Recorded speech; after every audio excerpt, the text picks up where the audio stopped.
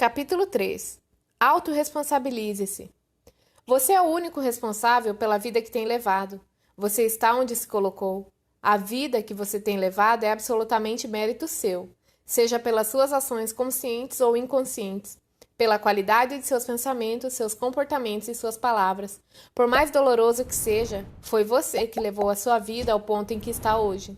Sendo assim, só você poderá mudar essa circunstância. Paulo Vieira. A afirmação acima pode parecer muito dura, pode até parecer uma acusação. Entretanto, peço que entenda essa afirmação não como uma acusação, e sim como uma realidade libertadora. A crença de que foi você que se colocou, ou pelo menos se permitiu estar onde está, é muito salutar. Afinal, se foi você que se colocou na situação de vida que está hoje, por pior que ela seja ou esteja, foi você o timoneiro de sua vida, foi o responsável, o condutor do seu caminho até aqui. E como condutor, como timoneiro da sua vida, você obteve resultados e não necessariamente fracassos. Dentro dessa perspectiva, se você não está satisfeito com os resultados que tem obtido, basta reconhecer o que está errado, reconhecer que suas escolhas e seus caminhos não têm sido satisfatórios, e então redirecioná-los de forma autorresponsável, objetiva e consciente. Fique certo de que os acontecimentos de sua vida não são coincidências, não são fatalidades do destino e que você não é uma vítima, nem ninguém, nem das suas circunstâncias.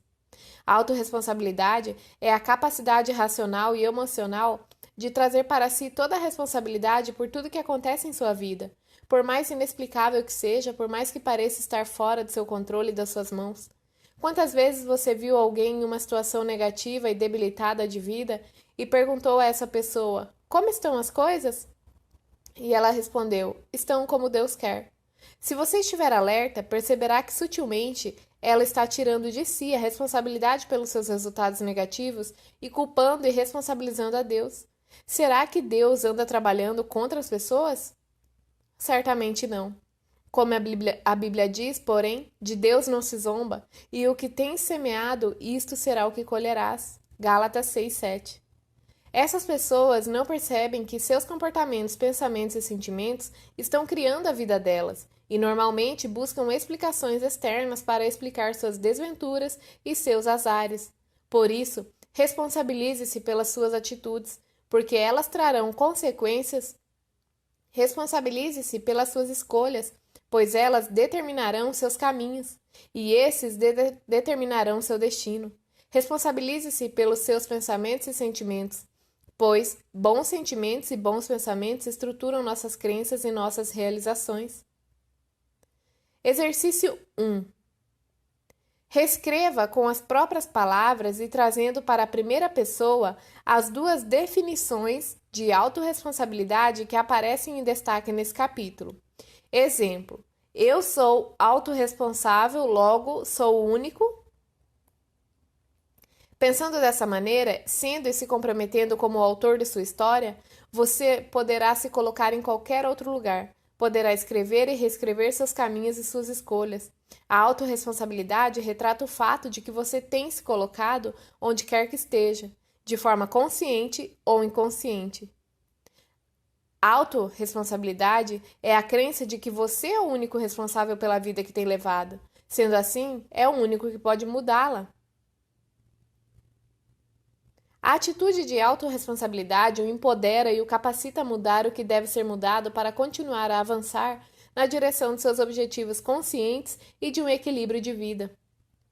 É importante você saber que todas as nossas mudanças intencionais e as conquistas planejadas se iniciam após assimilar e passar a viver de acordo com o conceito da autorresponsabilidade. Como tudo na vida, acreditar ou não em qualquer coisa é uma questão de escolha. Acreditar que você é o único responsável pela vida que tem levado e que você constrói as circunstâncias e os acontecimentos da sua vida também é uma questão de escolha.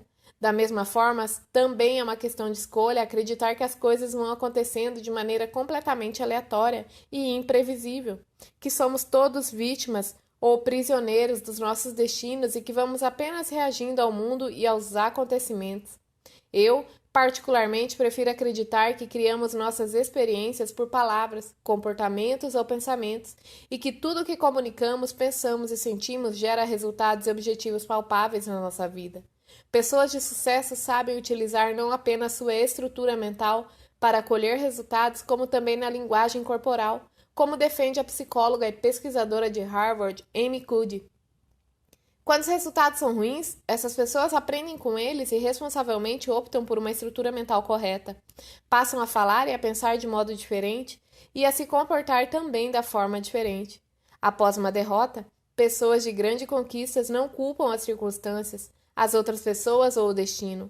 Elas assumem a responsabilidade pelos resultados e se perguntam: o que eu devo fazer de modo diferente para que da próxima vez os resultados sejam melhores?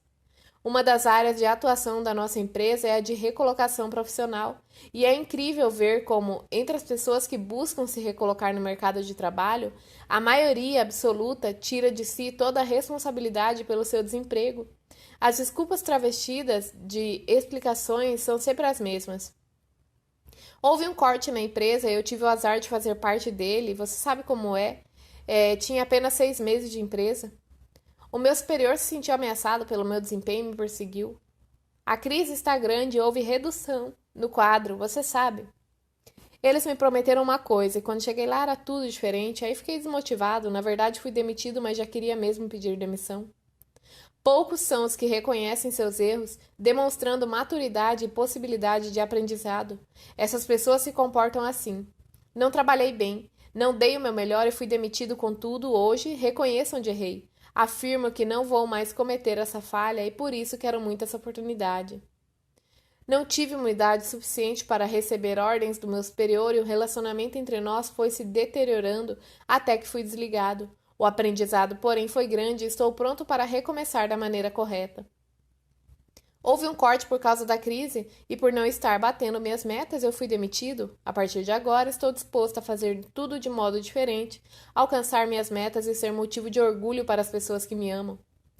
Quando entrei nessa empresa, eu estava buscando um emprego com hora de entrar e sair, em que não precisasse de muito empenho.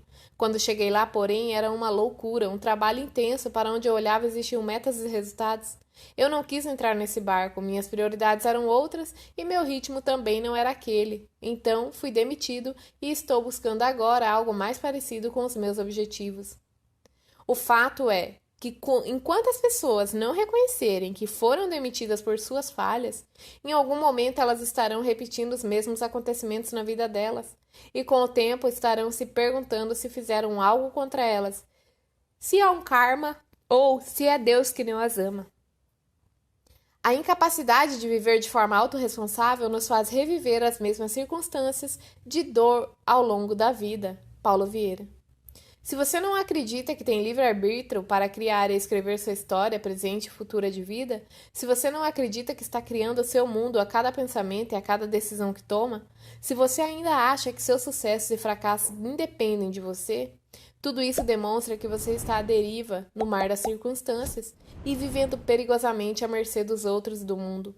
Para você, que acredita que a vida é uma sucessão de acasos, resta a pergunta: quem está direcionando a sua vida? Quem é o responsável pelos frutos de quem você tem colhido? Certamente alguém está no controle, e se é Deus que está no controle de sua vida, lembre-se de que desde o Éden ele deu livre-arbítrio ao homem. Você é do tipo de pessoa com quem as circunstâncias e os fatos vão simplesmente acontecendo e você vai vivendo? Não como protagonista, e sim como um coadjuvante, uma marionete que depois, sem pedir licença, é convidada a rir ou a chorar? Os compositores Bernardo Vilhena e Lobão criaram uma música que dizia mais ou menos assim: vida louca, vida breve, já que eu não posso te levar, quero que você me leve. A pergunta é: levar para onde? Para uma vida bandida, como se diz o compositor mais à frente, ou para a felicidade? Ser autorresponsável é ter a certeza absoluta, a crença de que você é o único responsável pela vida que tem levado, consequentemente é o único que pode mudá-la e direcioná-la. Paulo Vieira. Pensar dessa maneira é uma das melhores formas de aliviar e desenvolver o seu nível de maturidade emocional e, como consequência, aumentar exponencialmente sua capacidade de realização. É a certeza de possuir uma crença que valida todas as outras crenças fortalecedoras que você possui. É a garantia de ser uma pessoa não apenas de ideias, mas também de ação. Uma pessoa realizadora, enfim, uma pessoa capaz de construir uma vida feliz e plena. O psicólogo e pesquisador Daniel Goleman, no livro O Poder da Inteligência Emocional, afirma, com os outros dois autores do livro, Richard e Anne, que 2% da população humana são os que de fato produzem mudanças. 13% veem as mudanças acontecerem e às vezes até apoiam e auxiliam os outros 2%. E 85% da massa mundial não percebem o que está acontecendo e simplesmente vão seguindo o grande rebanho na direção que lhes é impingida. Esses percentuais não se referem à classe social, cultural ou econômica, pois existem pessoas muito ricas, assim como pessoas muito pobres fazendo parte dos 85%. Também encontramos pessoas que vêm da base da pirâmide social fazendo parte desses 2%, e é formidável vê-las mudando o mundo com suas ideias, seu trabalho e sua visão. A minha pergunta é: onde você tem colocado a sua vida? Assinale abaixo onde você se encontra. Eu faço parte dos 2%? 13%? Ou 85%? Se você faz parte desses 2% que produzem mudanças, você é um grande líder, tem pessoas ao seu redor que o seguem. Suas palavras e suas ações fazem diferença na vida de inúmeras pessoas. Você é reconhecido e admirado por aqueles que o rodeiam. Se faz parte desses 13% que percebem e até apoiam as mudanças, você tem um líder ou segue uma ideia de valor e a repassa. De alguma maneira, mesmo sem muito empenho, sem se expor, você contribui para um mundo melhor. As pessoas que fazem parte dos 85% são manipuladas e conduzidas pelo sistema. Vivem o prazer imediato, possuem uma visão de mundo estreita e curta. Seu horizonte de visão futura não passa da farra da sexta-feira e do sábado. Essas pessoas não enxergam as mudanças que estão acontecendo ao seu redor, porque na verdade também não se reconhecem, não sabem ao certo quem são, muito menos quão grande é o valor que sua essência divina possui.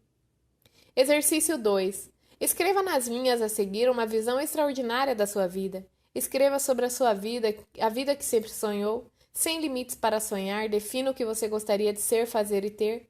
Descreva seus sonhos mais fantásticos sem crítica ou julgamento de que é possível ou impossível. Apenas relate a sua visão de sua vida extraordinária. Agora, compare a visão de vida extraordinária que você acabou de descrever com a vida que você tem levado, aquela que você escreveu no capítulo anterior. Esteja certo de que as circunstâncias são criadas por você, e dessa forma, só você pode mudá-las. Entretanto, para mudar as circunstâncias, antes será necessária forte decisão de romper com o passado, como também a persistência e a perseverança para manter a mesma visão e o comportamento de vitória independentemente das condições externas. Foi isso que fez Nelson Mandela, que passou 27 anos na prisão, muitos deles na solitária, enquanto vários de seus colegas de cela se lamentavam, colocavam-se como vítimas no apartheid e dos colonizadores brancos. Nelson Mandela se colocava como autor de sua história. Ele responsabilizava a minoria branca pelo fato de estar preso. Entretanto, ele se considerava o único responsável pelos seus sentimentos, seus pensamentos e suas atitudes na prisão, e também pelo que faria quando saísse de lá. Enquanto ele via seus amigos de cela e prisão sucumbirem, ele estava se preparando para ser o primeiro presidente negro da África do Sul. Estudou administração pública, aprofundou-se em direito internacional e direito penal, e em muitas outras matérias importantes para o seu futuro, e tudo isso aconteceu enquanto estava encarcerado. Quando seus colegas e até guardas o viam com tanto bom humor e tanta felicidade, alguns diziam: Mandela, acorda, você está na prisão, e daqui você só vai sair para o seu funeral. Outros, querendo entender tanta determinação e felicidade, questionavam: como você faz para estar sempre tão bem? Ao que ele respondia: meu corpo eles podem ter prendido, mas minha mente, pensamentos e sentimentos sou eu que controlo. E ele continuava: posso responsabilizá-los pelas suas atitudes, porém eu sou o único responsável pelos meus sentimentos. Nelson Mandela. Que tal você trazer para a sua vida esse poderoso conceito presente na vida das pessoas de grandes realizações? Quando os acontecimentos não geram os resultados que esperamos, quando nossa vida não está como gostaríamos, temos basicamente duas opções. A primeira é assumir a responsabilidade pelos resultados, aprender com eles e mudar. A outra é achar um culpado e, de uma forma ou outra, sempre se eximir da autorresponsabilidade, colocando nos outros e nas circunstâncias a responsabilidade pelo que acontece na própria vida. Tenho treinado, acompanhado e feito coaching com centenas de executivos e gestores. Percebo cada vez mais a diferença entre os prósperos e os limitados, os fazedores de dinheiro e os batedores de ponto. Os ilimitados normalmente pensam muito, refletem sobretudo no que pode não dar certo, e dessa maneira se tornam peritos em justificar suas falhas e explicar por que as coisas não deram certo como haviam calculado. Em geral, são pessoas de grandes ideias, porém de poucas realizações. Esse tipo de profissional costuma ajudar seus colegas a dar ideias e mostrar onde eles estão errando e o que precisam fazer para ter êxito. E por incrível que pareça, eles costumam estar certos. Suas ideias são boas e suas análises são coerentes. No entanto, são apenas ideias, e o mais crítico, suas ideias geralmente só servem para os outros. Para eles, resta a justificativa e a explicação do porquê de suas ações e seus planos, e até o seu imobilismo não produzirem resultados valorosos. Uma grande ideia, oriunda de profunda reflexão sem uma ação para colocá-la em prática, é o mesmo que frustração. Paulo Vieira.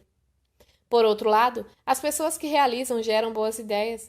Talvez não sejam as melhores ideias, talvez nem sejam as suas, mas são capazes de pô-las em prática, de fazer acontecer. E se não obtiverem os resultados esperados, não reclamam, muito menos se justificam. Pessoas de sucesso simplesmente assumem que estão onde se puseram e, com humildade e sabedoria, buscam aprender com seus erros, para que da próxima vez possam obter resultados melhores. Lembre-se de que as pessoas de sucesso não costumam desistir dos seus sonhos. Elas aprendem com os seus erros e perseveram, persistem, focadas em seus objetivos, mas da próxima vez fazendo diferente, comportando-se de modo diferente, agindo, pensando e sentindo de maneira diferente. Estudos da cientista Jill Bolte Taylor, autora do livro A Cientista que Curou o Seu Próprio Cérebro, mostram que o hemisfério esquerdo é o lado do cérebro responsável pela lógica, pela memória, pela sistematização e reflexão. E é aí que reside toda a nossa capacidade de elaborar ideias. E também é aí que residem nossas habilidades de planejar, criar e compreender. É onde está o tão falado quociente de inteligência, QI. O hemisfério esquerdo é o lado matemático, classificador, exato, linear, analítico, estrategista, prático e realista, além de ser o responsável pela linguagem. Já o lado direito do cérebro é o responsável pelas emoções, pelos sentimentos, pelos pensamentos involuntários, pela inconsciência, pela intuição e pelas crenças. É o lado responsável pela nossa capacidade de realização. É onde reside o atualmente famoso quociente emocional ou inteligência emocional, QE, assunto tão abordado hoje em dia pelo famoso psicológico PhD de Harvard, Daniel Goleman e muitos outros cientistas e pesquisadores pelo mundo. O hemisfério direito é o lado criativo, que desenvolve a arte e a poesia. É o lado que sente paixão, saudade e tristeza, além de ser o responsável pela imaginação. Próspero e vitorioso é o ser humano que consegue integrar essas duas áreas do cérebro, ter grandes ideias e conseguir agir para colocá-las em prática. Entretanto, se eu tivesse de escolher entre ter grandes ideias e reflexões ou ser realizador, eu elegeria o hemisfério direito e a capacidade de realização, mesmo que fosse um realizador de ideias medíocres. É muito melhor realizar ideias medíocres do que ter grandes e espetaculares ideias e não pô-las em prática. Tendo visto pessoas prosperar muito colocando ideias velhas e batidas em prática, ou mesmo colocando em prática ideias abandonadas pelos seus criadores. Certa vez ministrei uma palestra sobre excelência pedagógica através do CIS para 200 professores de uma organização educacional de nível superior. Quando uma professora de administração, aparentemente muito capacitada do ponto de vista intelectual, discordou com firmeza de ser responsável por tudo que vinha vivendo e, fundamentalmente, discordou do conceito da autorresponsabilidade. Ela protestou e disse: a vida do ser humano é determinada pelo seu conhecimento e a reflexão que se faz sobre esse conhecimento. Em seguida, ela começou a falar de Karl Marx e de vários teóricos do socialismo e do capitalismo, sobre Einstein, Newton, Rousseau e outros pensadores, e falou efusivamente que somos o que sabemos e a reflexão do que fazemos sobre esses conhecimentos. De certo modo, ela estava certa, ou melhor, ela estava 50% certa. Realmente, a reflexão é muito importante. Como já disse, porém, sem capacidade de executar e realizar meus planos e minhas ideias, só me restará a frustração. Num contexto macro, são de vital importância esses pensadores e suas teorias. No entanto, num contexto pessoal e prático, nenhuma teoria vale absolutamente nada se ficarmos atados e imobilizados por reflexões e pensamentos, em especial se essas teorias intelectuais reforçam que somos meros espectadores e que não podemos mudar ou reescrever nossa história.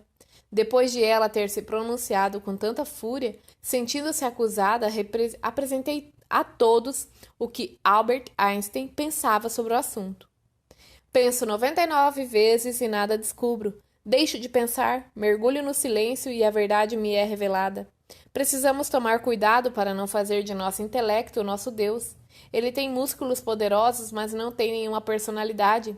Realidade é meramente uma ilusão, embora bastante persistente. A imaginação é mais importante do que o conhecimento. Uma pessoa só começa a viver quando consegue viver fora de si mesmo. Albert Einstein. Após deparar-se com essas ideias de Einstein, a professora que havia me contestado pensou, fez uma série de diálogos internos e ansiosamente pediu que eu continuasse. Depois ela me confidenciou. Talvez a solução dos meus problemas existenciais esteja por aí. Quando essa professora falou de sua discordância, outra tentou puxar aplausos junto aos outros participantes, indo contra o conceito de autorresponsabilidade. Importante dizer que essa outra professora, que também não concordava com o conceito, chegou ao auditório com uma postura totalmente reativa. Não participou de nenhuma dinâmica, sua postura e sua fisiologia corporal demonstravam total rejeição à instituição em que trabalhava e ao momento. Para essas duas professoras, a vida delas certamente não estava sob seus controles. As coisas não estavam como desejavam e provavelmente continuarão assim até que elas se tornem capazes de se responsabilizar por sua vida e seu destino. Até elas pararem de achar culpados por seus insucessos e suas frustrações. Até elas pararem de se sentir vítimas da situação. Para prosperar, precisarão parar de odiar o mundo, como se ele fosse algoz da vida delas. Precisarão parar de se tratar como vítimas e eliminar a atitude da autocomiseração. Como criador do CIS e palestrante internacional, tenho passado por todo tipo de empresa e conhecido muitos estilos de profissionais. Os autorresponsáveis são otimistas e motivados, independentemente das circunstâncias, mesmo que não estejam sendo remunerados a contento, eles dão o seu melhor. Mesmo que não sejam tão valorizados, continuam sendo produtivos e alegres. Quando as circunstâncias se tornam adversas e não interessantes, eles optam por não reclamar, não criticar, muito menos culpar a empresa ou os dirigentes por se sentirem como se sentem. Eles buscam em si a solução, e se não a encontram, eles simplesmente vão em busca de seus objetivos e, de maneira ética, pedem licença para fazer seu caminho e criar responsavelmente sua história. E, com certeza, uma história de sucesso. Casos da vida real. Relato de um depoimento que ilustra exatamente essa atitude de autorresponsabilidade. Carlos é hoje gerente de loja de um dos maiores varejistas de calçados do Brasil. A história que ele relatou foi a seguinte. Eu era gerente de uma das lojas de moda masculina de um grupo local, e tudo ia muito bem, até que um dia que o supervisor das lojas pediu demissão e foi substituído por outra pessoa da empresa. Logo ao entrar, o supervisor novato anunciou que os gerentes que eram amigos do antigo supervisor seriam todos substituídos, e assim foi. Aos poucos ele foi trocando os amigos do ex-supervisor até que chegou a minha vez. Após muita perseguição, Carlos foi demitido. As pessoas ao redor ficavam espantadas com essa atitude. Não havia nele raiva, muito menos sentimento de revanche. Se essa empresa não reconhece todo o meu trabalho e meus resultados, é porque aqui não é o meu lugar. É porque existe um lugar melhor para mim, dizia ele. E não seria buscando culpados e criticando o novo supervisor que ele continuaria crescendo. O que para muitos significaria um problema, para ele foi uma oportunidade. Assim, menos de um mês depois de ser demitido, o supervisor de um grande grupo calçadista, sabendo da história de Carlos e de sua postura madura e impecável, contratou-o para gerenciar uma de suas lojas. Faz 10 anos que isso aconteceu, faz 10 anos que trabalho nesse grupo, faz 10 anos que sou muito mais feliz pessoal e profissionalmente. Minha primeira loja aqui tinha 12 vendedores, a atual tem 90 pessoas. Nunca parei de crescer. Hoje sou valorizado de verdade, concluiu Carlos. Certamente foi sua atitude de autorresponsabilidade que lhe possibilitou essa conquista. Costumo dizer que tem poder quem age. Os autorresponsáveis são assim. Eles agem, não se mobilizam pensando nas injustiças ou nos fracassos. Eles sabem que consciente ou inconscientemente criaram essas situações, seja por comportamento, por pensamento, por ação, seja por omissão. Por isso, eles se reconhecem como os capitães da vida deles. Reconhecem quando a rota por eles escolhida não gerou bons resultados, e só lhes resta optar por uma nova rota e um novo caminho a seguir. Eles agem de forma ativa e vivem em primeira pessoa. São eternos aprendizes. Tenho visto muitos vendedores que reclamam de suas empresas, de preços não competitivos e de seus produtos e serviços, da má qualidade do que vendem, criticando os superiores e chefes. Entretanto, tenho visto outros dentro das mesmas empresas e das mesmas equipes que vendem os mesmos produtos e geram grandes resultados com as mesmas condições, as mesmas circunstâncias e os mesmos recursos, porém com grande diferença. A atitude e a crença de que eles próprios são os únicos responsáveis pela vida que têm levado. Assim, são os únicos capazes de mudar a vida deles. Um gerente me relatou: para que eu fosse um grande gerente, minha equipe deveria ser mais proativa e comprometida. Eles preencheriam seus relatórios e resumos de desempenho sem precisar de cobrança. O marketing da empresa seria mais agressivo e, principalmente, meu diretor seria mais compreensivo e menos exigente. Depois do seminário de inteligência emocional e de algumas sessões de coaching, seu discurso mudou e com ele todo seu comportamento e sua atitude. Ele passou a falar e agir assim: sei que tenho sido relapso e omisso. A maior parte de minha equipe é muito boa, mas precisa de mais acompanhamento e cobrança. Uma pequena parte da minha equipe, porém, não tem atitude nem potencial para estar na empresa e eu deveria ter tido a coragem moral de substituí-la. De qualquer maneira, todos precisam da minha experiência de treinamento, e na verdade meu diretor já me deu várias chances e ainda não fui capaz de aproveitá-las. Desta vez não vou tentar, muito menos fazer o meu melhor, simplesmente vou agir. Vou fazer o que deveria ser feito há muito tempo. Vou assumir a responsabilidade pelos resultados da minha equipe e se não obtivermos os resultados esperados, sei que fui o responsável. Estou em um momento em que continuar justificando e explicando os insucessos não me ajudará nem neste emprego, nem em nenhum outro. Agora é minha vez. Minha carreira e minha vida só dependem de mim. Estou indo, é chegada a minha hora. Em um mês, esse gerente provou que seu discurso era verdadeiro. Com mudanças em suas atitudes e seus comportamentos, toda a equipe mudou de forma inimaginável. Ele próprio se surpreendeu, pois não acreditava que suas mudanças tivessem tanto poder que gerassem mudanças tão fortes e profundas na equipe em relação às vendas, ao procedimento e ao clima organizacional.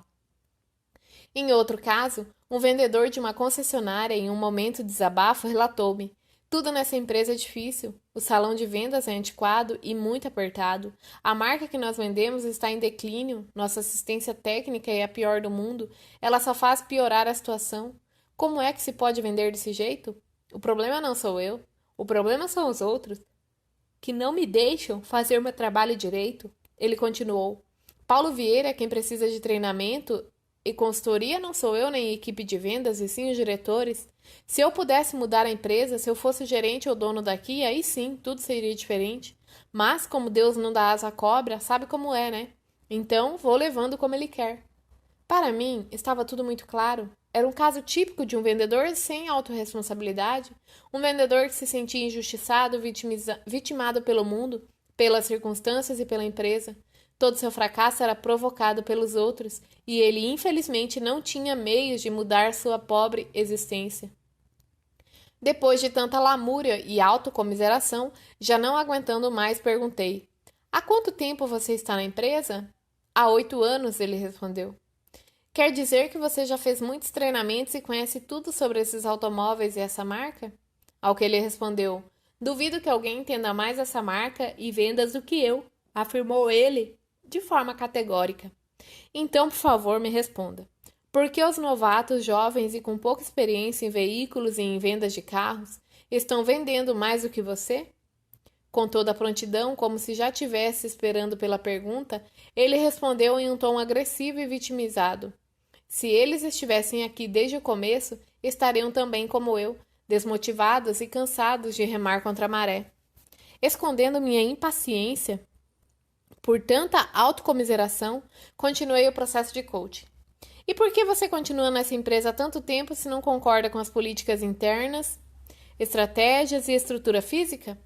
O que impede de ir buscar algo melhor, mais compatível com seu potencial e seu estilo se você é tão bom? Por que você não foi em busca de uma experiência, de uma empresa que saiba reconhecer seu valor e sua experiência? Ele permaneceu calado por algum tempo, sem responder a nenhuma dessas perguntas. Olhou para cima em busca de uma resposta convincente. Depois, ficou com o olhar perdido no horizonte. Quando enfim olhou para baixo, sua fisiologia corporal se tornou mais humilde e seus olhos se encheram de lágrimas. Então falou: na verdade, tudo está diferente. Antigamente havia muito mais clientes, não havia tantas marcas competindo conosco, era só Ford, Fiat, Chevrolet e Volkswagen. Agora é uma loucura, Toyota, Renault, Peugeot, Honda, Mitsubishi, Nissan. São mais de 30, muitas delas com fábricas aqui no Brasil, fora todas as outras que são importadas. Com um ar de nostalgia, ele continuou: na época em que o fundador era quem tocava a empresa, não existia tanta cobrança, a gente tinha mais liberdade. A verdade mesmo, era muito mais fácil vender um carro. Eram os clientes que compravam, ao vendedor bastava estar atento e tirar o pedido. A cada dia que passa está mais difícil, os clientes estão cada vez mais exigentes, é necessário um esforço muito maior. E para piorar, vem vocês da consultoria com essa história de pré-venda, pós-venda, prospecção, resumos de desempenho, quadro de metas, estão até cobrando adicional de vendas. São muitas mudanças e eu não sei o que sou capaz. Nessa hora ele parou, refletiu um pouco mais e continuou: acho que estou meio acomodado, talvez até viciado no passado. Não sou mais uma criança, não sei se sou capaz de me adequar a tantas mudanças. Visivelmente emocionado pela primeira vez, ele se permitiu refletir sinceramente sobre sua vida profissional e seu futuro. Permitiu-se pensar sobre seus defeitos e suas falhas, sobre o que vinha fazendo e o que deveria fazer.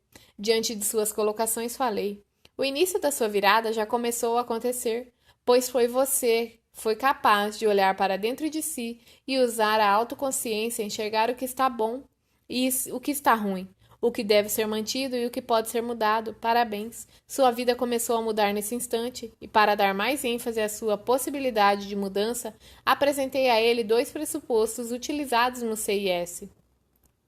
Pressuposto 1. Todos temos os recursos de que necessitamos para prosperar e ser felizes. Pressuposto 2. Se alguém pode, você também pode. Seu semblante começou a melhorar. Sua cabeça se ergueu, seus ombros se projetaram para trás e um sorriso surgiu. Então ele perguntou: você acha mesmo que posso vir a ser um dos melhores vendedores da empresa? Certamente. Se pessoas sem experiências podem, imaginem você, com toda a sua bagagem e vivência. Mas para o seu sucesso ocorra, depende apenas de uma coisa: que você continue e persista nessa postura de autorresponsabilidade, reconhecendo o que você está vivendo é o resultado de como você tem pensado, falado, se comportado, trabalhado e encarado a vida. Mude a si mesmo e todo mundo mudará ao seu redor. Continuei. Mude a você mesmo e experimentará uma vida nova. E isso não é uma decisão que só cabe a você. É importante, porém, você saber que os frutos da sua mudança virão no momento apropriado. É fundamental você persistir na autorresponsabilidade e não desistir no meio do caminho. Dei de presente a esse vendedor o meu livro Eu, Líder Eficaz, e em pouquíssimo tempo pude apreciar e me deleitar com uma nova pessoa que surgiu, um novo profissional, um cabedal de mudanças capazes de redirecionar toda a sua vida, familiar, conjugal, social, até melhorar a sua saúde e a sua aparência física. Em conversas posteriores, ele me relatou que a ferramenta que ele mais usou foi o conjunto das 6 leis para a conquista da autorresponsabilidade. As 6 leis para a conquista da autorresponsabilidade. Se for criticar as pessoas, cale-se. Se for reclamar das circunstâncias, dê sugestão. Se for buscar culpados, busque a solução. Se for se fazer de vítima, faça-se de vencedor. Se for se justificar seus erros, aprenda com eles. Se for julgar alguém, julgue a atitude dessa pessoa. Essas 6 práticas, transformadas em hábitos diários, trarão tantas mudanças que as pessoas ao seu lado e você mesmo perceberão que uma nova pessoa está surgindo. e que novas oportunidades e possibilidades estão batendo à sua porta. Elas perceberão que coisas muito boas estão acontecendo sem explicação, e então você perceberá que a mágica da autorresponsabilidade chegou até você, e verá que a autorresponsabilidade, quando incorporada à forma de viver de alguém, produz verdadeiras maravilhas. Vamos entender melhor cada uma das leis da autorresponsabilidade. Lei 1. Não criticar as pessoas.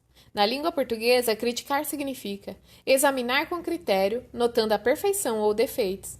Significa também dizer mal ou censurar algo ou alguém.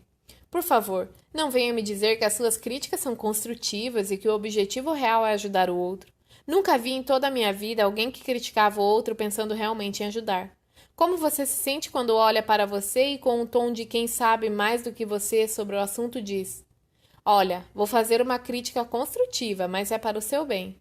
Basta que essas duas palavras, crítica construtiva, sejam pronunciadas para que o semblante caia, o olhar baixe e a pessoa se prepare para a bordoada que está por vir. Se o foco e a intenção fossem de fato positivos, a pessoa não faria uma crítica. Ela se calaria ou daria uma ideia, diria algo cujo foco fosse o acerto e não o erro. Algo que colocasse o ouvinte para cima e não para baixo. Se você é daqueles que adoram criticar e analisar tudo e continua achando a crítica um mal necessário, experimente, em vez de fazer a crítica, dar uma sugestão ou ideia. Você verá que os resultados obtidos serão muito maiores e as pessoas farão questão de sua companhia e da sua orientação, algo que não acontece com os que gostam de criticar. Lembre-se, é muito fácil criticar, é muito cômodo falar do cisco no olho dos outros, porém isso nos impede de ver a trave nos nossos olhos. Quando paramos de criticar, nosso foco passa a ser a solução e não o problema. Nossa mente subconsciente passa a se responsabilizar pelos acontecimentos e, de forma mágica e inconsciente, as decisões e as atitudes se tornam mais acertadas, mais proativas, mais maduras e, finalmente, mais produtivas. Lei 2. Não reclamar das circunstâncias. A definição da palavra reclamar é muito clara e não dá margem para outra interpretação. Reclamar é exigir para si, reivindicar, e em outra abordagem significa também queixar-se, protestar e lamuriar. Infelizmente, existem pessoas que pautam a vida à base de reclamações e cobranças desenfreadas, criando para si uma existência pobre e carente. Na Bíblia existem muitos relatos do poder das palavras proferidas pelas pessoas, mas mesmo assim muitos cristãos continuam com uma total imprudência verbal, usando palavras de reclamações e lamúria como uma faca sem empunhadura, que quanto mais tentam pegar para usar, mais se ferem. Em 1 Coríntios 10:10 está escrito o seguinte: que não se lamentem nem lamurem como fazem alguns, pois estes foram destruídos pelas mãos do anjo destruidor. A única coisa real que se consegue com reclamação e lamentação é provar a imperfeição e a incapacidade da outra pessoa, tentando fazer com que quem reclama seja supostamente superior e mais capaz. O que ganha uma mãe apontando e reclamando constante e frequentemente os erros do filho? Como o filho se sente tendo apenas seus erros apontados? Existe algum ganho nessa situação a não ser o filho perceber que a mãe é capaz, inteligente e ele exatamente o inverso disso? O que ganha um funcionário quando o chefe o humilha e frequentemente aponta só suas falhas? Nessa situação, o chefe se lamenta e se vitimiza por causa do funcionário. O chefe culpa o funcionário pela falta de crescimento da empresa em vez de assumir a responsabilidade pelo que acontece. Como se sente um aluno que nunca recebeu um elogio do professor, apenas reclamações do docente que está cansado de explicar e apenas diz que o aluno não atende às suas expectativas? Outra dentre centenas de passagens bíblicas que falam sobre o perigo de proferir palavras contaminadoras está em Efésios 4:29. Diz assim: não saia de vossa boca nenhuma palavra torpe, suja, contaminadora, e sim unicamente a que for boa para a edificação, conforme a necessidade, e assim transmita graça aos que o ouvem. Veja bem, essa passagem nos diz para falar apenas coisas que edifiquem, palavras que edifiquem, conforme a necessidade de quem ouve e não para satisfazer o ego de quem fala. Certamente a característica mais forte e perigosa da reclamação é a fuga da autorresponsabilidade. É se eximir dos acontecimentos, é olhar o que acontece consigo e ao redor como se não tivesse nenhum poder ou influência. É tirar o foco das coisas erradas e indesejadas de si e colocar nos outros ou nas circunstâncias, e se fartar na reclamação, eximindo-se da ação. É sentar e observar o circo pegar fogo em vez de concentrar seus esforços em apagar o incêndio, independentemente de quem o tenha causado. Não existem muitas opções, ou reclamamos e colocamos nossa força e nosso poder no problema, ou agimos com nossa atenção e nosso interesse na solução. Qual lhe parece melhor? O caminho que gera resultados positivos ou o caminho inócuo? Pessoas vitoriosas não perdem tempo reclamando e destacando o problema. Seu precioso tempo é demandado na solução, no foco, nas possibilidades, e não nas impossibilidades e nas consequências delas. Quando nos detemos mais nos problemas e nos erros, são essas sementes que vão florescer. O mesmo acontece quando damos atenção às soluções e às possibilidades, e muitas vezes as possibilidades florescem tanto que os problemas se tornam irrelevantes. Isso não quer dizer que pessoas equilibradas e autorresponsáveis não confrontem os outros com a verdade. Não impede que olhem nos olhos do seu filho e, sem reclamar, digam o que esperam dele e que determinado caminho não será de felicidade se o filho persistir nos erros. Se o filho não estuda, o pai não precisa ser omisso. Nessa situação, é preciso deixar claro as consequências do problema e não só estimular e motivar como cobrar um comportamento adequado. Não reclamar não significa se calar diante de um erro ou mau desempenho de um funcionário, fingir que não viu. É fundamental para o sucesso das 6 leis, que você possa confrontar as pessoas com a verdade, dizer-lhes suas expectativas e o que de fato elas realizaram, falando muito mais de fatos e dados do que sentimentos e percepções. Muitas pessoas usam a reclamação como uma fonte de chamar a atenção, nem que seja se fazendo de vítima e praticando a autocomiseração. Um chefe que reclama da sua equipe cria um cenário para tirar a responsabilidade dele, colocando-se como refém da equipe quando, na verdade, ele é o responsável por recrutar, treinar e gerenciar as pessoas. Da mesma forma, o pai que reclama do comportamento do filho é o mesmo que inicia um processo em que a responsabilidade vai para a criança ou jovem, esquecendo-se que foi ele, o pai, que não educou o filho. A criança é o fruto ou resultado que recebeu dos pais e do ambiente proporcionado por eles. Já as pessoas plenas, realizadas e realizadoras optam por olhar e se deter prioritariamente nos pontos fortes, pois sabem que palavras são sementes adubadas. Como tudo na vida, a qualidade das palavras proferidas por você é uma opção. Serão palavras de crítica e cobrança ou serão elogios e validação? Exerça o livre-arbítrio e fale bem. Fale com prudência. Olhe com positividade e clareza as circunstâncias e colhe os frutos da intencionalidade das suas ações. Lei 3. Não buscar culpados.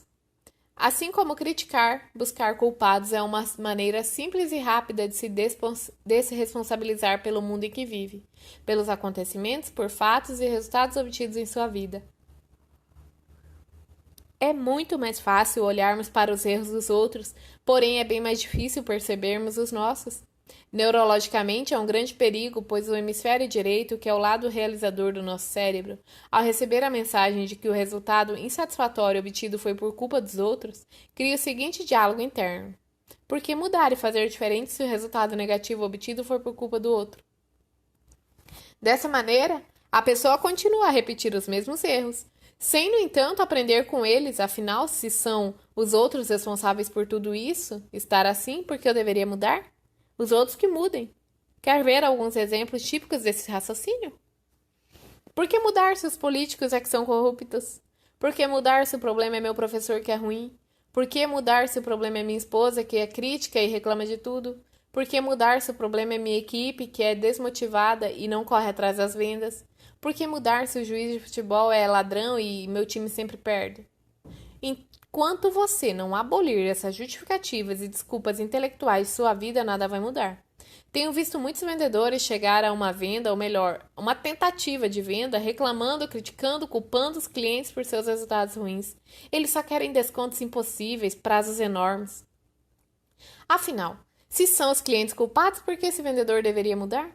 Por que esse vendedor deveria usar novas técnicas? Por que se capacitar mais, fazer novos treinamentos, se o problema é a culpa pelos seus fracassos são dos outros? Não busque culpados, busque soluções e aliados, parceiros de uma aprendizagem eterna. Conheci um empresário que, desde o primeiro momento, demonstrou sua disfunção no comando da liderança de sua empresa. Lá, todos os gerentes repetiam o comportamento agressivo e acusador apresentado por ele. A atitude era de sempre buscar culpados. A equipe comandada estava o tempo todo tensa, nervosa e acabava reproduzindo o comportamento de seus líderes. Afinal, que todos sabiam que, se errassem, seriam acusados, criticados, mas principalmente seriam vistos como culpados. Na empresa, fazia-se o mínimo necessário, pois as pessoas não queriam correr o risco de errar. Quando os erros eram cometidos, dava-se um jeito de ocultá-los, pelo maior tempo possível, para que, quando as falhas fossem descobertas, ninguém fosse responsabilizado e punido. Quando um serviço não era bem feito, por exemplo, o produto e a ordem de serviço simplesmente desapareciam. A equipe não se empenhava em fazer um bom trabalho ou aprender o máximo da sua função, dedicava esforços apenas para se defender das culpas que vinham como pedras arremessadas sobre elas. Lei 4. Não se fazer de vítima. Muitas pessoas possuem o terrível hábito de se fazer de vítima, seja criticando e reclamando, seja se colocando em uma situação de inferioridade e sofrimento. Por que tantas pessoas se fazem de vítima e praticam a autocomiseração? Existem várias explicações e diversos motivos. Um deles é o seguinte: as pessoas, quando crianças, precisam se sentir amadas e importantes. Contudo, por incapacidade afetiva ou por falta de tempo dos pais, essas crianças não obtiveram esse alimento emocional. Então, um dia a criança adoece e, quando os pais percebem que era uma doença um pouco mais grave, voltam-se totalmente para ela com carinho, atenção e cuidado, justamente o amor que a criança tanto almejava. Passam-se dias e ela fica sã, e mais uma vez as coisas voltam a ser como eram antes. Os pais já não têm mais aquele cuidado com ela, aquela atenção, aquele carinho, e ela já não percebe mais o amor que desejava deles. Como é normal na primeira infância, mais uma doença surgiu. E novamente todas as atenções se voltam para a criança, carinho, atenção, cuidado, gostos e vontades. Mais uma vez ela se sentiu a plenitude de ser amada e importante. A repetição desse ciclo deixou um aprendizado inconsciente nessa criança. Quando sofro, fico doente, debilitada e passo a ser amada, amparada, querida. Quando estou boa e sã, ninguém liga para mim. Crescemos e nos tornamos adultos racionais, porém aquela criança continua lá dentro de nós, ansiando por atenção e carinho, querendo se sentir importante e ser amada. E para conquistar tudo isso, o caminho já foi aprendido na infância. Basta sofrer ou mostrar que está sofrendo, que supostamente as pessoas prestarão mais atenção, cuidarão e darão mais carinho. Isso costumava até ser verdade, mas por um curto espaço de tempo. E como um vício, novamente esse adulto carente e infantilizado sairá em busca de se sabotar e de levar a sua existência ao declínio, prejudicando-se somente para colher a atenção que deseja. Para isso, mostrará a quem lhe der ouvidos que está sofrendo, que está em crise, que sua vida é muito difícil, relatará como uma incrível riqueza de detalhes como as coisas estão difíceis em casa, as contas atrasadas, carestia, sofrimento, abandono, casamento fracassado e assim por diante. O afeto e a atenção obtidos dessa maneira, porém, são fugazes. Logo, outras pessoas retomam seus afazeres e sua vida, esperando que a outra pessoa faça a mesma coisa. Contudo, ela está tão envolvida em sua vitimização que apenas fica à deriva, aguardando a próxima oportunidade de se apresentar como grande sofredora das circunstâncias. Quantas oportunidades são perdidas com esse comportamento? Quantos relacionamentos são prejudicados e mal vivenciados por causa dessa negatividade? Se você de fato quer chamar a atenção, quer ser querido, ser amado e admirado, viva como um vencedor, haja como um vencedor, fale como um vencedor, que da sua boca só saiam palavras de vida e construção, palavras que edifiquem. Ninguém consegue a atenção e o carinho de outras pessoas por um longo período, falando de seus sofrimentos e suas angústias, a não ser que essa outra pessoa também seja acometida do mesmo mal, a vitimização. Aí serão duas pessoas debilitadas emocionalmente, servindo de muleta uma à outra, um ciclo vicioso, maléfico e autodestrutivo. Lei 5. Não justificar seus erros. O erro é uma etapa fundamental no processo de aprendizagem, a parte integrante do desenvolvimento humano. Se não houver reconhecimento do erro, não haverá aprendizado. E, não havendo aprendizado, não existe mudança. Quando leio a Bíblia, no livro de Gênesis, entendo onde todos os problemas da raça humana começaram. Deus, vendo Adão solitário no jardim do Éden, providenciou uma companheira, e da costela de Adão veio Eva. E lá os dois viviam muito bem e felizes com toda a autonomia e a liberdade. No entanto, Deus havia alertado que bem no centro do jardim do Éden existia uma árvore que produzia o fruto do conhecimento do bem e do mal, e que eles dois poderiam comer de todas as frutas menos daquela, pois se fizessem isso, teriam esse conhecimento e não poderiam viver dentro do jardim. Passado um tempo, uma astuta serpente abordou Eva e a convidou a experimentar o fruto do conhecimento do bem e do mal. Ela inicialmente recusou, mas depois caiu na tentação e comeu do fruto.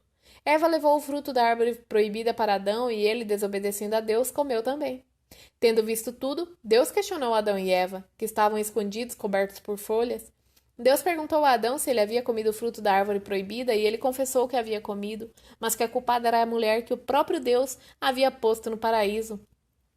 Então Deus foi ter com Eva, que, tal qual Adão, justificou seu erro dizendo que a responsabilidade pela desobediência era a serpente que Deus havia posto no paraíso. Resumindo, Adão e Eva só não justificaram seus erros, como jogaram a culpa das próprias falhas em Deus.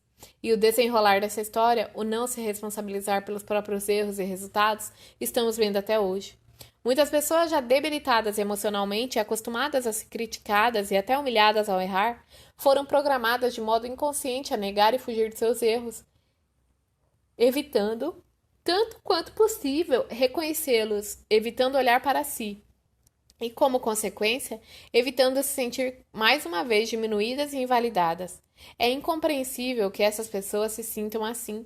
Contudo, elas são elas mesmas as prejudicadas quando não transformaram o erro em aprendizado, o que só é possível quando reconhecemos que o erro existe e somos nós os responsáveis por ele. Sem esse processo, não há como evoluirmos, não há como conquistarmos mais.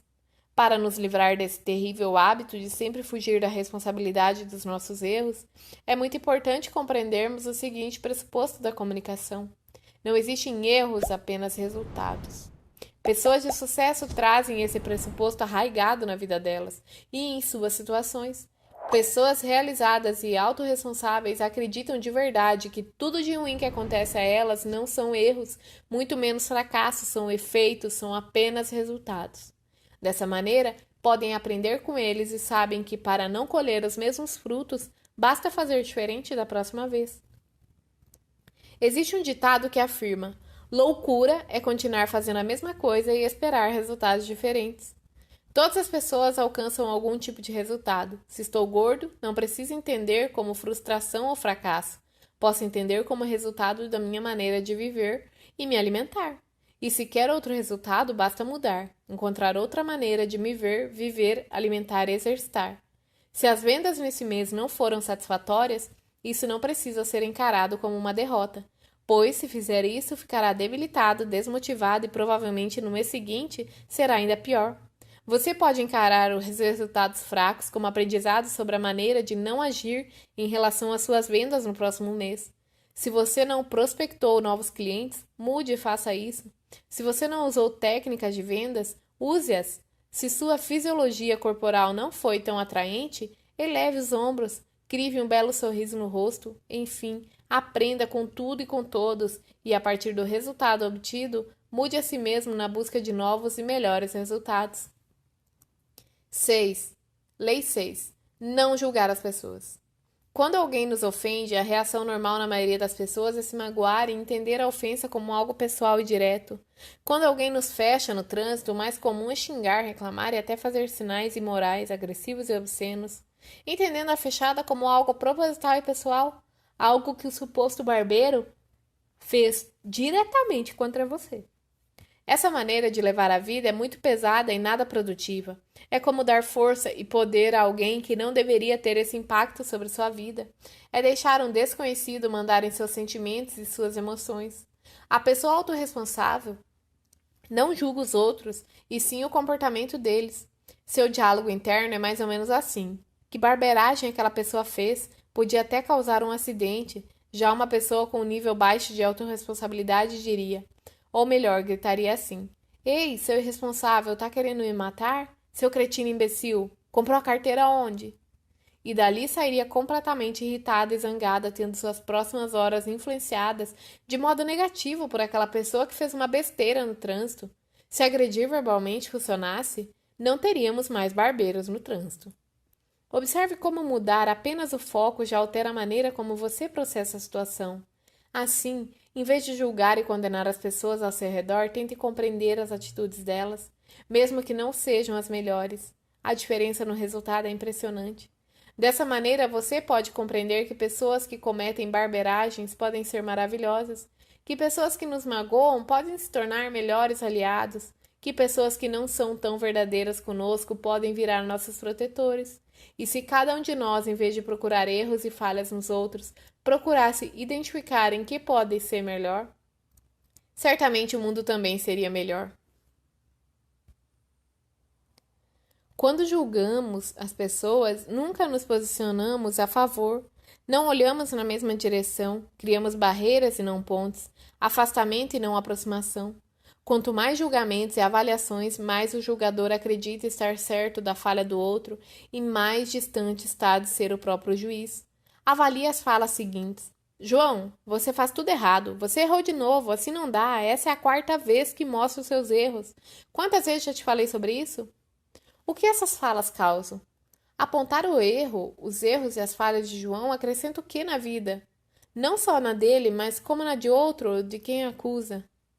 E se em vez de julgar você falar apenas o comportamento e dos resultados, ajudando a trazer uma solução e mostrando quanto você confia em quem essa pessoa é e no que ela faz? Veja maneiras mais produtivas de confrontar o erro de João. Oi, João. Aqueles 2 concertos que você fez não ficaram tão bons. Diga-me o que você pode fazer para que a regulagem fique precisa? Desta vez já ficou melhor. João, parabéns. Na próxima, vamos usar o calibrador eletrônico para dar mais precisão ainda, ok?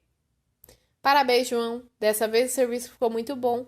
No nosso desafio agora é cumprir os prazos. Topa encarar esse desafio comigo? É como diz na Bíblia, Mateus 2:7-2. Com a mesma moeda que julgas, será julgado. Ou ainda outra passagem que diz que só Deus pode julgar os vivos e os mortos. A nós só compete julgar os comportamentos e ações, e de preferência começando a julgar pelas nossas. Como usar as 6 leis da autorresponsabilidade? Como tudo em nossa vida, o que falamos e como falamos são hábitos. Algumas vezes produtivos e engrandecedores, outras vezes destrutivos e limitantes. Aplicando a autorresponsabilidade em nossa vida, podemos optar pelo que nos faz bem. Com um pouco de esforço racional e disciplina, você pode começar a mudar esses hábitos. Para isso, aconselho que imprima 6 leis em um papel e as deixe nos lugares que você mais frequenta. Onde for mais fácil visualizar, por exemplo, cole no espelho do banheiro, pendure no retrovisor do carro, anexe à tela do computador, fixe na parede do escritório e em qualquer outro lugar que o auxilie a se manter atento às leis. Tenho visto não apenas 1 ou 2 pessoas, e sim centenas de pessoas mudarem incrivelmente a vida delas em apenas uma semana, praticando unicamente as 6 leis da autorresponsabilidade. Vá lá, imprima, leia, faça bom uso e comece agora a sua transformação de vida. Lembre-se que tudo muda depois que você muda.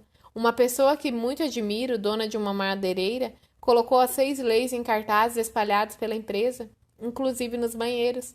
O cartaz começa com o título Urgente. Abaixo dele iam as 6 leis da autorresponsabilidade. Outros clientes transformaram-nas em adesivo. E você, o que fará para disseminá-las? Agora escreva o nome de quem tem sabotado a sua vida, seus sonhos e suas escolhas. Se não foi o seu nome que escreveu, significa que ainda está negando a autorresponsabilidade. Significa ainda que olha para o lado e vê culpados pela situação em que se encontra, ignorando intencionalmente ou não o papel que você representa em sua própria vida. É hora de parar de fingir que você não tem nada a ver com tudo isso, que os seus problemas são causados por outros, que está tudo fora das suas mãos. É chegada a hora de assumir os seus erros e seus acertos, e assim aprender a fazer de maneira diferente, como já falamos antes. Só desse modo é possível conquistar novos resultados, aqueles com os quais você vem sonhando há tanto tempo. usando narrativas para mudar a si mesmo. Trabalhar com alegria. Autor desconhecido com adaptação de Paulo Vieira. Havia uma fazenda onde os trabalhadores viviam tristes e isolados uns dos outros. Eles estendiam suas roupas surradas no varal e alimentavam seus magros cães com o pouco do que sobrava das refeições. Todos os que viviam ali trabalhavam na fazenda do Senhor João, dono de muitas terras, que exigia trabalho duro e pagava muito pouco por isso. Um dia chegou ali um novo empregado, cujo apelido era Zé Alegria, um jovem agricultor em busca de trabalho. Foi admitido e recebeu, como todos, uma velha casa para morar enquanto trabalhasse ali. O jovem, vendo aquela casa suja e abandonada, resolveu dar-lhe vida nova. Cuidou da limpeza e, em suas horas vagas, lixou e pintou as paredes com cores alegres e brilhantes, além de plantar flores no jardim e nos vasos. Aquela casa limpa e arrumada destacava-se das demais e chamava a atenção de todos os que por ali passavam. Ele sempre trabalhava alegre e feliz na fazenda, por isso tinha o apelido de Zé Alegria. Os outros trabalhadores lhe perguntavam: como você consegue trabalhar feliz e sempre cantando com o pouco dinheiro que ganhamos? O jovem olhou para os amigos e disse: bem, esse trabalho hoje é tudo que eu tenho. Eu posso escolher como viver e, em vez de criticar e reclamar, prefiro agradecer por ele. Quando comecei a trabalhar aqui, percebi as condições e o tratamento que as pessoas recebiam, e como ninguém me obrigou a aceitar esse emprego, não tem sentido eu ficar reclamando. Não é justo que agora que estou aqui fique criticando, pelo contrário. Farei com capricho e amor tudo aquilo que aceitei fazer. Os outros que acreditavam ser vítima das circunstâncias, abandonados pelo destino, e olhavam admirados e comentavam entre si: como ele pode pensar assim? O entusiasmo do rapaz, em pouco tempo, chamou a atenção do fazendeiro, que passou a observá-lo à distância. Um dia, o seu João pensou: alguém que cuida com tanto carinho da casa que emprestei e da roça que me pertence, certamente irá cuidar com o mesmo capricho da minha fazenda como um todo. Ele é o único aqui que pensa como eu. Estou velho e preciso de alguém que me ajude na administração da fazenda. Num final de tarde, o seu João foi até a casa do rapaz e, depois de tomar um café bem fresquinho, ofereceu ao jovem o cargo de administrador da fazenda, convite que o rapaz aceitou prontamente. Com o novo cargo, vieram também uma nova casa, um novo salário e inúmeras possibilidades. Seus amigos e colegas logo começaram a falar que ele era um grande puxa-saco, pois tinha convidado aquele crápula para tomar café em sua casa. Passado algum tempo como administrador, seus ex-colegas e atuais subordinados lhe chegaram para comentar como ele era sortudo e que tudo dava certo para ele. A resposta do jovem veio logo: em minhas andanças, meus amigos, eu aprendi muito, e o principal é que somos vítimas do destino. Existe em nós o livre-arbítrio, e com ele a capacidade de realizar e dar vida nova a tudo que nos cerca, e isso depende de cada um, continuou ele. Toda pessoa é capaz de efetuar mudanças significativas no mundo que a cerca. Mas o que geralmente ocorre é que, em vez de agir, jogamos a responsabilidade da nossa desdita sobre os ombros alheios e esperamos que eles atendam a nossas expectativas, que eles mudem, que eles sejam e ajam como nós queremos. Sempre encontramos alguém a quem culpar pela nossa infelicidade, esquecidos de que ela só depende de nós mesmos. Dessa feita, eu decidi mudar a minha vida e, para que isso aconteça, sei que não poderei mudar ninguém que não seja eu mesmo. Essa é a única maneira de colher mudanças positivas em longo prazo. Eu consegui o maior desafio do mundo. Eu mudei a mim mesmo e hoje sou o responsável pela minha vida e pelo meu destino. Para encobrir a indolência, o medo, os rancores, a felicidade e o sentimento de incapacidade, muitos jogam a culpa nos pais, no cônjuge, no governo, nos empresários, no político, na sociedade como um todo, esquecido de quem elege os governantes são as pessoas, de quem gera empregos são os empresários e de que a sociedade é composta pelos cidadãos, incluindo eles próprios. E que eles mesmos ainda repetem alguns erros que tanto incomodam nas outras pessoas.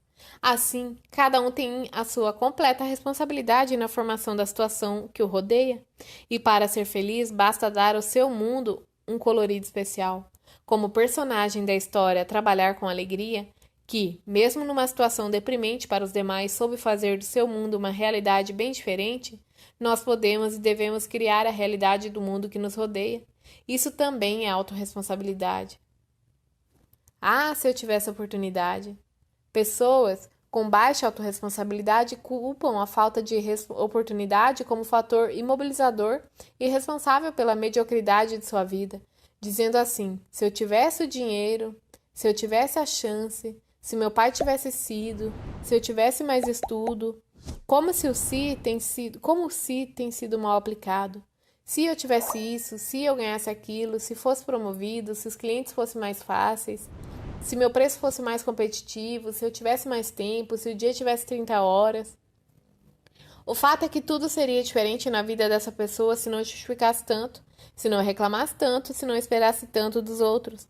Durante um seminário para professores universitários, uma professora de educação física, visivelmente triste e desesperançosa, afirmou categoricamente que seus fracassos e seus insucessos só ocorreram pela falta de oportunidades. Infelizmente, a sorte não me sorriu, ela disse, toda cheia de pena de si mesma. E o pior nisso tudo é que não era apenas uma justificativa pelos seus insucessos. Ela acreditava profundamente que a oportunidade acontece ao acaso. Uns têm e outros não. No caso dela, porém, as oportunidades apareciam apenas para os outros. Entretanto, ela nunca se perguntou por que as oportunidades surgiam para os outros e não para ela. Ela nunca parou para pensar o que especificamente os outros faziam de maneira diferente dela para ter essas oportunidades.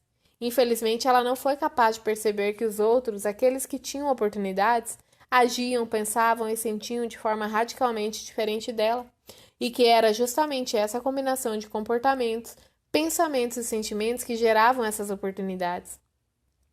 As pessoas de sucesso não esperam as oportunidades aparecerem, muito menos reclamam quando não aparecem, porque elas sabem que estão no controle do barco da vida delas, sabem que tudo o que acontece é criado por elas próprias, consciente ou inconscientemente. Elas estão certas de que nada acontece por acaso, que a nossa atitude diante da vida é que vai trazer os resultados e que tudo, absolutamente tudo, é resultado dos nossos comportamentos, nossos pensamentos e nossos sentimentos. O que estamos colhendo hoje é o resultado do que plantamos no passado, e pode acreditar, estamos plantando nesse exato momento o que colheremos no futuro. Se estou ereto e alegre, certamente estou plantando semente positiva. Se mantenho pensamentos, sentimentos e palavras positivas, colherei alegrias e conquistas. Todas as ações geram alguma consequência. Se falo, colherei algo, se me calo, também colherei. Se me faço presente, terei resultados, e se me ausento também. Gerenciando de forma consciente todos os seus comportamentos, pensamentos, sentimentos e as suas atitudes, os resultados positivos simplesmente acontecerão. E as oportunidades aparecerão. Quando isso ocorrer, muitas pessoas dirão que você é uma pessoa de sorte, e você então saberá que temos meios de influenciar toda a nossa existência, inclusive a sorte e o azar. Veremos no capítulo 5, que fala sobre linguagem avançada, que quando gerenciamos nosso estado, presente, comportamento, pensamento, palavra e sentimento, nós nos tornamos capazes de direcionar com grande margem de acerto nossa vida ao alvo desejado. Isso é o poder pessoal ao seu alcance. Tenho visto que a maioria das pessoas que se julga desafortunada e se tem sem oportunidades está, na verdade, cega pelas suas crenças limitantes. Essas pessoas simplesmente não percebem toda uma gama de possibilidades que esbarram nelas, muitas vezes de forma explícita e escancarada. Pessoas que esperam pelas oportunidades não sabem absolutamente nada sobre dirigir ou conduzir sua vida, muito menos sobre autorresponsabilidade. Para elas, viver é, na verdade, sobreviver, e elas vão levando a vida como dá, como Deus quer, sempre culpando ou esperando que os outros ajudem ou, no mínimo, não as atrapalhem. E esteja certo, isso dá um azar. Oportunidade se constrói, não se espera. Conheci há algum tempo um vendedor veterano que continuava esperando pelo pulo do gato, o grande lance de sorte que mudaria sua vida e a ideia que transformaria toda a sua existência. Ele nunca pensou, ou melhor, responsabilizou-se por construir uma carreira vitoriosa. Afinal, ele esperava pelo golpe de mestre, algo fora de seu controle, algo que aconteceria e transformaria sua vida, e aí sim ele poderia dar seu salto quântico e realizar todos os seus objetivos. Vendo suas dificuldades financeiras e pessoais, convidei-o para fazer um dos meus treinamentos de vendas. Ele me olhou com um incrível ar de autossuficiência e disse: Paulinho, esses negócios de treinamento não ajudam em nada, ou você é vendedor ou não é. Olha, eu tenho mais de 20 anos em vendas e nunca precisei fazer nenhum treinamento. De forma direta, argumentei. Então me diga, por que as coisas estão sempre tão difíceis para você? Por que você é vendedor de uma empresa tão pequenina, sem expressão e que paga comissões tão baixas? Foi aí que ele deixou clara a sua falta de autorresponsabilidade. Sabe como é? Ele disse. Se eu tivesse tido mais oportunidade, não estaria hoje aqui. Minha vida sempre foi muito difícil, muitos irmãos, pouco dinheiro, você sabe. Eu tentei mais uma vez. Você acha que esse curso com que estou lhe presenteando é uma oportunidade? Afinal, lá estarão gerentes e proprietários de outras empresas, vendedores e consultores de vendas, e quem sabe durante esse curso você conhecerá alguém que poderá lhe dar essa oportunidade. Ele finalmente concordou e completou. Além de conhecer pessoas da área, poderei aprender alguma coisa que eu ainda não saiba. Fiquei muito feliz pela sua atitude. Dei-lhe as datas e horário do treinamento. Ele agradeceu com aquele costumeiro ar de autossuficiência, despediu-se e combinou de nos vermos no treinamento. Quando chegou o dia do treinamento, apenas a cadeira número 17 ficou vaga. Olhei na chamada e era justamente a dele, daquele vendedor que não tinha oportunidades na vida. E como eu havia previsto, a sala estava repleta de proprietários, gerentes e vendedores de grandes empresas. Um mundo de possibilidades, oportunidades e aprendizado que lhe batiam à face, mas ele não era capaz de percebê-las e muito menos de aproveitá-las. Afinal, de acordo com aquele vendedor, seu sucesso não dependia nem dele, nem de suas atitudes, e sim do destino mandar o tão esperado pulo do gato. Tempos depois, voltei a encontrar esse vendedor e, como não poderia deixar de ser, ele veio me falar das dificuldades que estava enfrentando, de como as vendas estavam fracas e de como os clientes eram difíceis e intransigentes. Entretanto, ele tinha tido uma ideia que mudaria sua vida, uma ideia revolucionária, e se dessem a oportunidade de colocá-la em prática, ele seria um novo homem. Obviamente, eles não deram a oportunidade para esse vendedor colocar sua ideia em prática e, por consequência, nada mudou para melhor em sua vida. Como é frustrante a vida das pessoas que não são capazes de construir suas oportunidades. Como são frágeis profissionalmente aqueles que se colocam à mercê do mundo na fila à espera de uma oportunidade. Essas pessoas mal sabem ou preferem não saber que essas oportunidades se manifestam constante e sistematicamente na vida de todos. No entanto, pessoas com a autorresponsabilidade desenvolvida não apenas as percebem, como também as criam, e principalmente as aproveitam.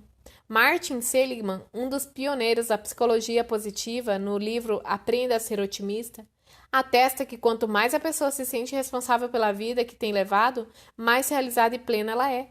Traga a autorresponsabilidade não apenas como uma filosofia de vida, mas também como uma crença forte e arraigada em sua mente, suas palavras e atitudes. Uma boa maneira de encerrar esse capítulo é fazer uma analogia como um barco da vela. Nessa história, o barco é a nossa vida. Nós somos timoneiro e o mar e o vento são as circunstâncias que nos rodeiam e sobre as quais não temos controle.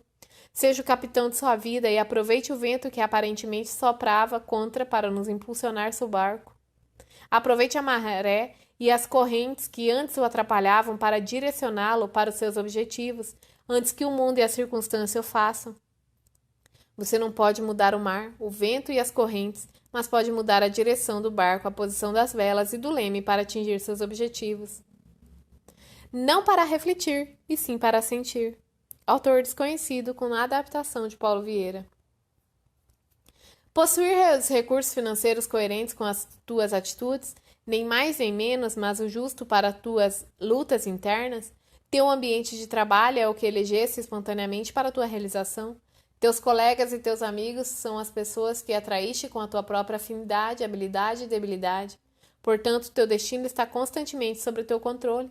Deus te deu o livre-arbítrio e tu escolheu, recolhes, eleges, atrai, buscas, expulsas, modificas, tudo aquilo que te rodeia a existência.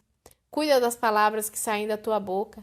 Elas têm poder de vida e de morte. As tuas palavras têm poder de bênção e maldição. Teu corpo clama, teus ombros pedem, tua coluna ereta ou não enlouquente. Teus olhos gritam de felicidade ou tristeza, sucesso ou fracasso. Teus pensamentos e vontades são a chave dos teus atos e atitudes. São as fontes de atração e repulsão na tua jornada e vivência. Não reclames nem te faças de vítima. Antes de tudo, analisa e observa. A mudança está em tuas mãos. Estabelece a tua meta, reprograma a tua mente, decide o que ver, decide como ver. Busca o bem e viverás melhor. Embora ninguém possa voltar atrás e fazer um novo começo, qualquer um pode começar agora e fazer um novo fim. mudando minha existência sem mudar as pessoas. Algumas pessoas falsamente autorresponsáveis acham que devem ou precisam mudar quem está ao seu redor para que a vida delas seja produtiva e próspera, do modo que esperam. Entretanto, o verdadeiro autorresponsável se basta em relação à atitude e ao bom uso do livre-arbítrio dado por Deus.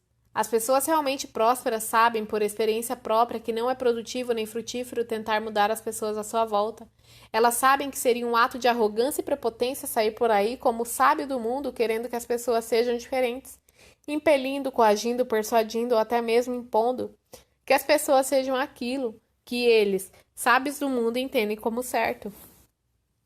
As pessoas autorresponsáveis sabem que, em médio e longo prazos, os resultados de tentar mudar as pessoas e fazê-las atender às suas expectativas e fazê-las agirem como querem que elas ajam são normalmente desastrosos. Antes de tentar mudar alguém, devemos mudar a nós mesmos. Se não conseguimos mudar a nós, como conseguiremos mudar outras pessoas?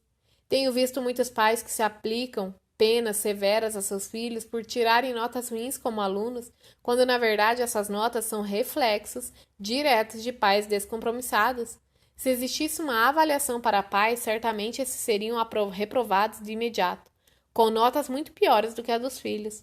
Um pai autorresponsável, antes de querer mudar seu filho, muda a si mesmo, talvez dialogando mais, sendo mais presente, mais amoroso e até sendo mais firme em vez de permissivo.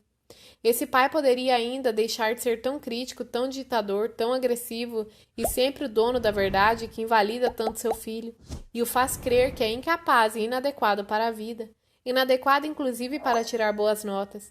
Você, gerente de vendas, executivo ou empresário, já pensou em não tentar mudar sua equipe? Já pensou em mudar primeiramente a si mesmo? Em vez de cobrar de sua equipe se capacite, você poderia e deveria se capacitar primeiro. Em vez de querer que eles sejam os melhores vendedores, você antes deveria ser o melhor gerente ou líder. Antes de querer que eles fossem objetivos e focados em resultados, você deveria implantar ferramentas gerenciais de vendas que dessem foco e direcionamento não para eles, e sim para você, que é o responsável maior pelos resultados. Quantos gostariam de mudar a cabeça e o caráter dos políticos, que além de corruptos, muitas vezes são administradores incompetentes?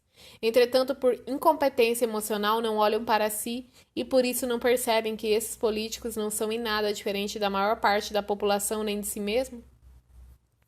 Em casa, as finanças pessoais são totalmente desorganizadas e mal administradas, até desonestas.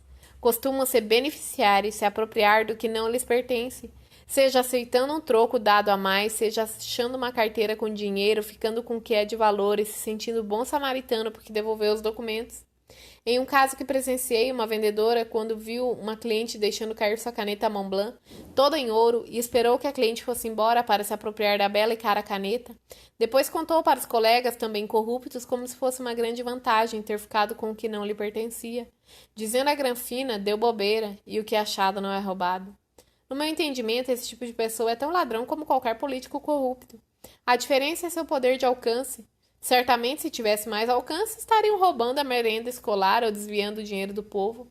A única coisa que as torna diferentes é o patamar onde elas estão e onde suas mãos conseguem alcançar.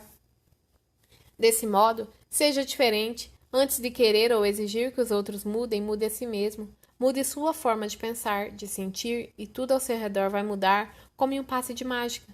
Tudo ao seu redor vai se adequar coerentemente a essa nova pessoa que surge, você.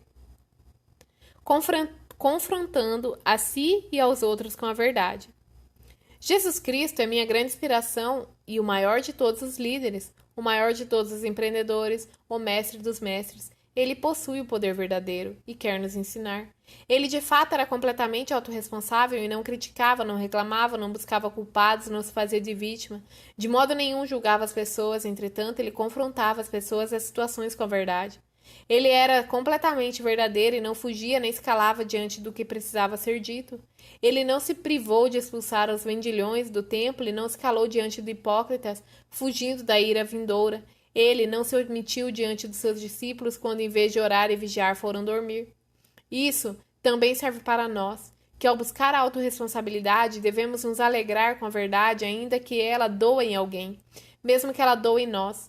A pessoa autorresponsável sabe a importância da verdade ao elogiar um bom comportamento ou resultado, como também ao confrontar alguém pelo seu comportamento e sua atitude inadequada. Entretanto, devemos estar atentos. Afinal, não somos nem perto como Jesus Cristo em sabedoria e santidade. Por isso, muito cuidado e discernimento ao confrontar alguém. Antes de confrontar quem quer que seja, você deve ser um perito em confrontar a si mesmo com a verdade. Para que você possa avançar em direção aos seus objetivos, peço que se comprometa a ser autorresponsável e a usar no seu dia a dia 6 das leis da autorresponsabilidade. Depois de escrever, deve decorar sua declaração e verbalizá-la em voz alta por 30 dias seguidos ao acordar. Termo de compromisso. Eu, fulano, declaro para todos os fins ligados que ao meu sucesso e à minha felicidade que me comprometo a ser autorresponsável em todas as áreas de minha vida. Para isso, eu usarei fielmente as 6 leis da autorresponsabilidade. Dessa maneira, colherei os seguintes resultados e mudanças na minha vida. Preencher. Assinar e colocar data. Parabéns! Você venceu mais uma etapa em direção às mudanças e às conquistas. Praticando essa declaração durante 30 dias, certamente você terá aprofundado o conceito da autorresponsabilidade e transformado em crença.